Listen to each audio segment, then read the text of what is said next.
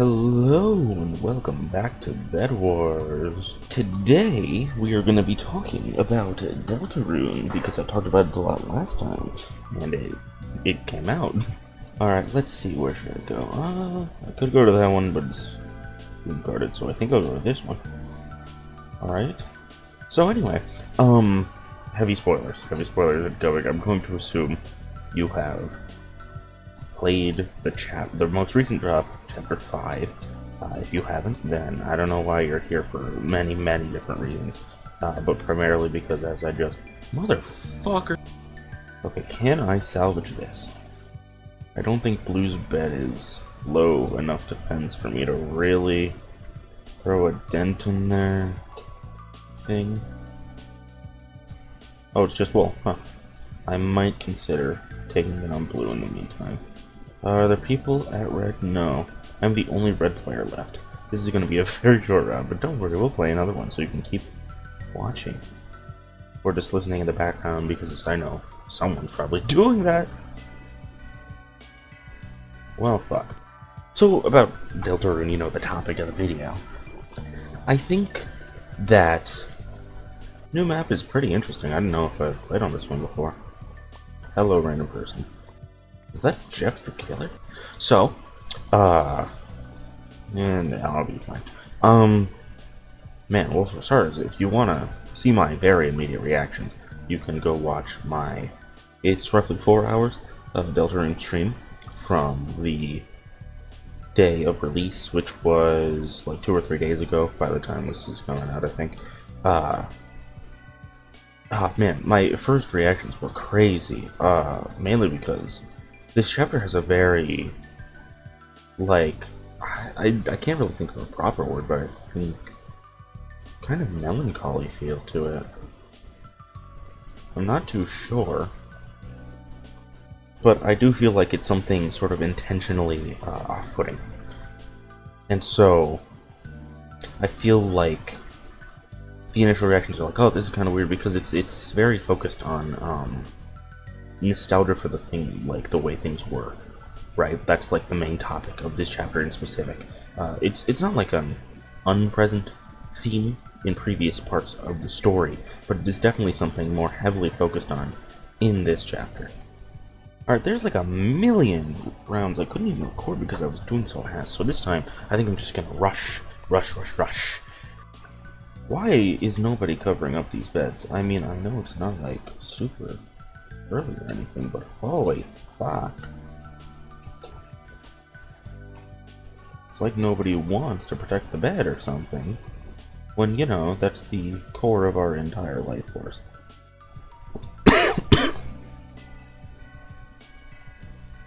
Okay, let's start rushing to the center. Anyway, what the fuck was I talking about? Deltarune. So, I feel like Flowery is a very funny character. Because I hated him like so much during like the first majority of the game. I did love Rel's reactions though, but once I got to like the end section of the castle, I don't know, his like questioning of if the hero's really doing the right thing really spoke to me. And I was like, you know, that is a pretty good critique of like, you know, what we're doing. Like, is it okay to take away someone else's happiness for your own, you know? Like, not like, I phrased it kind of weird there, but anyone who isn't just listening to me ramble would probably understand if you've played, you know? Like, questioning if the actions of the heroes are truly, like, just. And I think there's a lot of themes about, justice and integrity are two characters in the chapter. So, and they have a pretty big section dedicated to, you know, like sort of an Ace Attorney style court scene with the heroes. What the?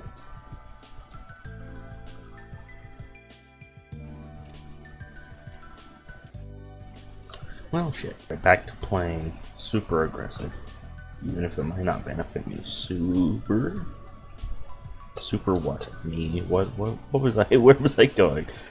A large chunk of the last game, I thought I recorded it, but I did not. So that's great. It had a really cool. It had a really cool scene where I I defeated the guy, and you gotta trust me on that, okay? You gotta trust me. Okay, now we have enough for iron armor. I was about to buy the stupid sword. That's okay. The sword's not being permanent makes them a really poor choice early game, when you could just save up for the permanent armor, which will make you more likely to win fights. Yeah. Okay, I got a ton of blocks. I'm gonna put the excess in here because I don't need more than a stack for the time being. What? Bruh. Okay, can we do this? Can we do this? Can we survive? Yes, we did. Okay, I don't know why I got the kill, but I'm okay with it. Shit. We are the only ones in a losing position of really any sort right now. So, I'm gonna go up here. And then I'm going to go all the way over here. This will give me a pretty easy path to get here from our base.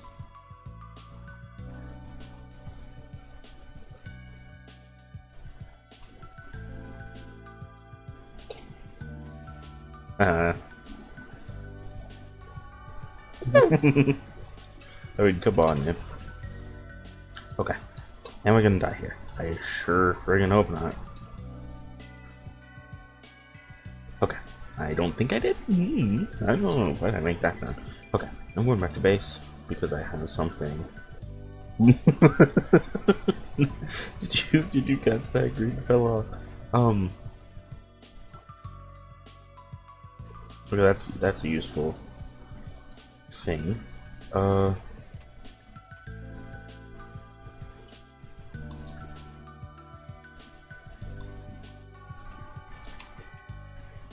Okay, so can we survive this game? I sure friggin' hope so.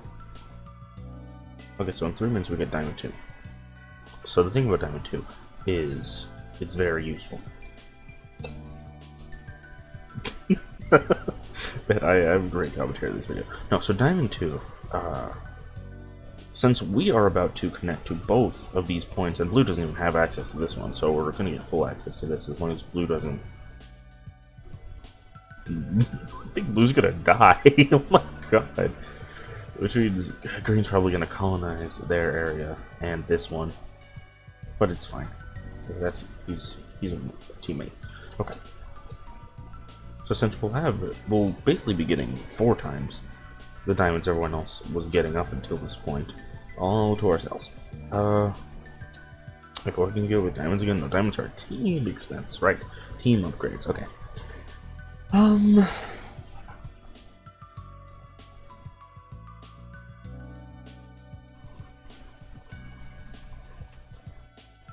Okay, I'm going to go try to get anything really.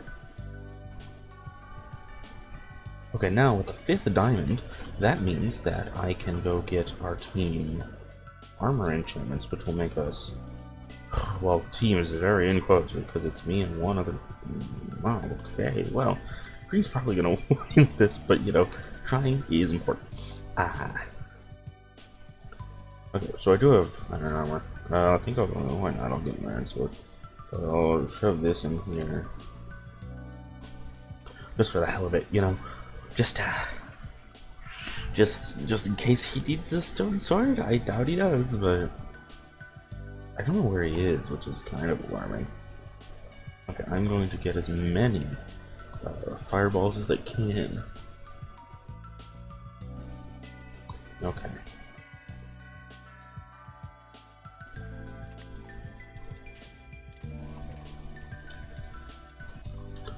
Holy. Okay, I'm gonna get one of these bad boys.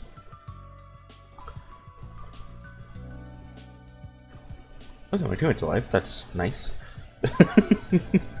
I barely survived that interaction, so I'm gonna need more fireballs, to be honest. Okay, what is the situation? So we do have access to both diamond things. Oh shit, my teammate's dead. Ah. Which means I'm probably gonna have a target on my head. But they probably aren't gonna consider me particularly, like a particularly because basically, since my teammate's dead, I have a low chance of winning the game anyway, so they're probably going to hard target yellow, which I think they're currently doing. But if I can get a little more upgrade sauce, don't have to go out the ingredients to upgrade sauce. I think if I can get some more upgrades, at least one more enchant upgrade to my armor, I might actually have a shot. Granted, it's me versus a full team who has a bed. So,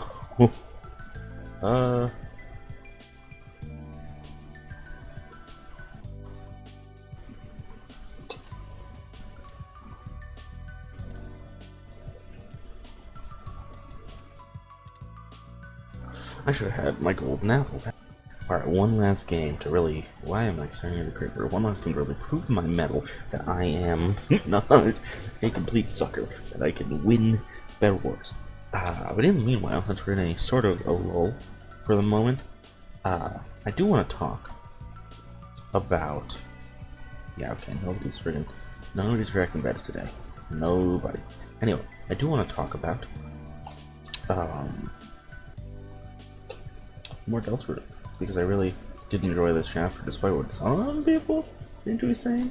Yeah, this is a smarter play to play here, though I do think I should get more. Alright. Anyway, well, God, I was just, like, I barely talked about Flowery. That I just stopped because of the action. So, I think it is, in my opinion, that Flowery is really effective for me personally, at least, as a sort of, not like a bait and switch, but sort of, he presented interesting philosophical ideas, which made me not hate him as it went on. I found him more and more interesting as things progressed. I find the idea of this character who represents an undying hope, an undying dream, to be very interesting, because that's sort of, again, he's a very interesting parallel to our heroes. And I think what he's sort of trying to say is, like, though we, can fight together as friends and allies, literally all of the members of our team, including Player and Chris, like, everyone has to work together to, like, we have to have the same goal in mind. We can't, no more triple truces, no more, oh, but what about blank? It is, like, either work together or lose, right? And I think that's further honed in with the secret boss, who, again, extreme spoilers. If you don't want to be spoiled, why are you watching it? Blue's coming. Yeah, this works. I don't have any armor upgrades, but so that Bimio, I feel really hammers home that, like, the best possible thing that can happen for the Player and Chris is that we can come to terms with each other and move and stop bickering, stop fighting. Will my teammate win? Yes, he did. Okay. We need to work together. We don't even need to, like, accept, oh, we're the same person or anything. We just need to be like, hey, we're stuck in this situation. We both want similar things, so why don't you let me help you?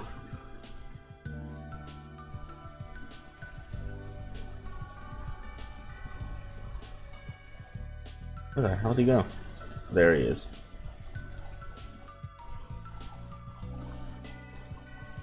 Always the one last apple. I don't know if the apples are transferred to your enemy. I think. Did Blue get deaded? No. Motherfucker, dude. I mean, come on. Like, that's just not good. I'm not a fan of that. Anyway, I do think. Yeah, but I think there's a lot of interesting ideas present with Flowery's story and Man Mew's story as it relates to the Player Chris dynamic. I feel like every secret boss has something to do with Chris. This also made me reflect on Spamton. I don't think Spamton is actually an allegory for Chris being controlled by House. I think Spamton as a deal maker, right? Someone whose deals go poorly for him. Even if he thinks it'll benefit him, or he's trying to do the right thing, at least in the past. I'm going to die here. He really wants to. Okay. Oh my god, I am low. I need a gapple.